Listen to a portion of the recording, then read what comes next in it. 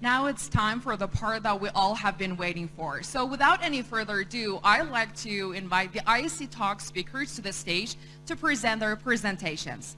Starting off with Sina Sharifi, who is a 10th grader from Tehran International Adaptive School for Boys. And he'll be talking about the productive learning. I would also like to ask his parents to please stand up. It was 7 years ago that I asked a simple question from my uncle, a question we have all asked at least a few times, but usually the response that we get just isn't convincing enough. But this one was interesting. I remember I asked, "What is the purpose of going to school?" Yeah. He replied, "You see, going to school isn't just about memorizing facts and figures.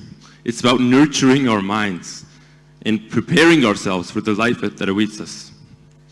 And it's also about mastering the art of learning by thinking of school as some kind of lab that we can,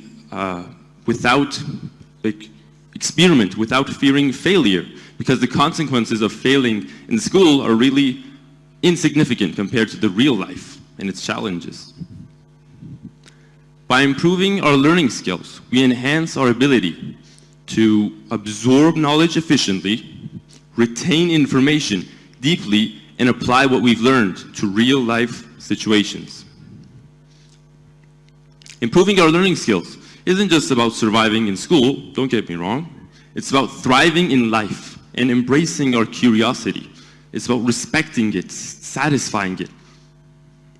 I want to quote from my favorite mentor, Jim Rohn. "If you'll be faithful, if you'll be disciplined when the amounts are small, we'll make you a ruler. We'll give you a position of authority when the amounts are many." So as students, we have been handed a limited amount of resources. We have our time, energy, and some money. So how we allocate them and how we use them, like how much productive it is, how much efficient it is, it shows our worthiness and our responsibility. So if we put them to a good use, then we will be handed more resources. That's how the universe works. So teenagers, the main duties of teenagers is learning. We're mostly spending those resources on our learning. At least I hope that's the case, not on other things. But yeah, so if we make our learning productive, then we're making a good use out of those resources. And we will thrive in our educational goals whilst having extra time to socialize and take advantage of all the other amazing opportunities that are specific to our time, and they will never be repeated again. The single most important, ultimate goal of learning productively is to improve our cognitive efficiency.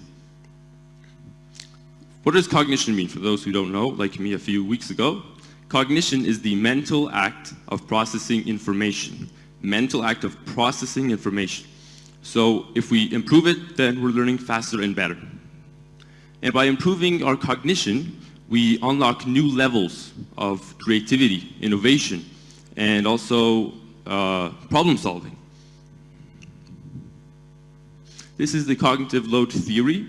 So at the bottom left corner, we have the extraneous load. These are information that are irrelevant to our goals. They act as distractions. They're clustering our mind, and we want to minimize them or at best get rid of them.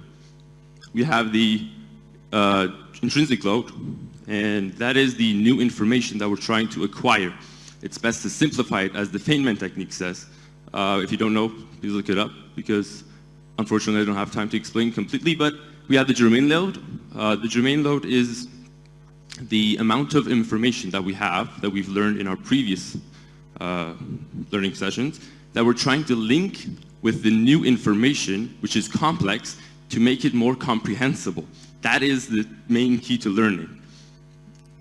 So as I said, we want to group and relate individual pieces of information in an intuitive and logical way.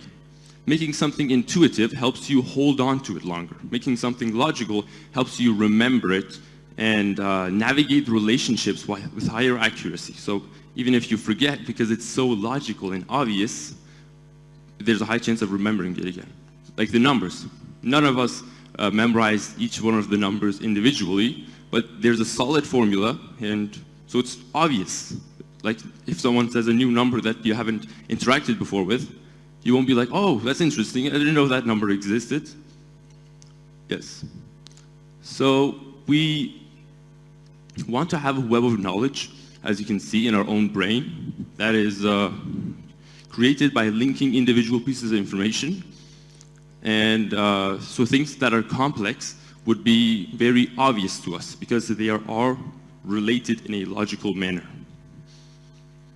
I want to share a few things that we can implement in our daily lifestyle that can improve our cognition. Very simple things, things that we all know of, but unfortunately we don't do them. First one is to exercise regularly.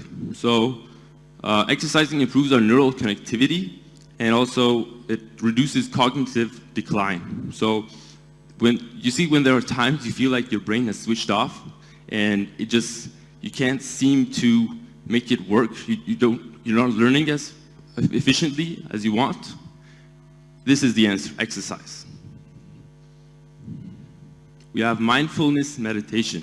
For only 15 minutes a day of meditation, you can be much more conscious in your daily activities, make conscious decisions that you're aware of the consequences. And it reduces stress and anxiety. It improves your attention and concentration. These two are very valuable, especially in these days. Sleep, this is an obvious one. We should aim for about 7 to 8 hours of sleep every night. It is the first and final touch of every day to make our learning productive because it helps consolidate the memories and the learnings of our day. Very crucial. We should embrace effective, proven learning strategies. So the strategies are like tools for our brain. It's like if you give a professional F1 driver a slow car, then it cannot perform as it should, right?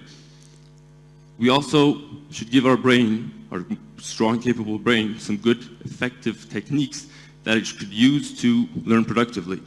And it's best to make the techniques in a way that they're aligned with our learning style and preferences. It's best to obsess over the learning process and not the techniques themselves. There are a lot of YouTube videos and articles. I suggest you to go and read them. We should constantly train our brain and challenge it. Just as we train our muscles so we can lift heavier weights, we can also train our brain muscle so it can handle the complexities of the world around us. And in the process of doing so, we can unlock new levels of personal and professional success. These are citations for the scientific tips and my contact info if anyone has any questions. Please don't hesitate. Thank you.